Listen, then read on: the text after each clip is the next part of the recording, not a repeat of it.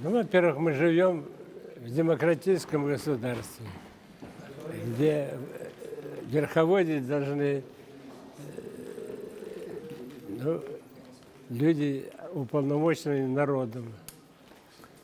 Поэтому время от времени приходится власть выбирать. От каждого из нас многое зависит, в том числе и выборы новых властей. Поэтому выборы – это большое, хорошее дело. В Старой Руси община выбирала старших. В мусульманских странах хамма, тоже власть выбиралась. Ну, по-разному они назывались, но, как правило, народ определял, кому править.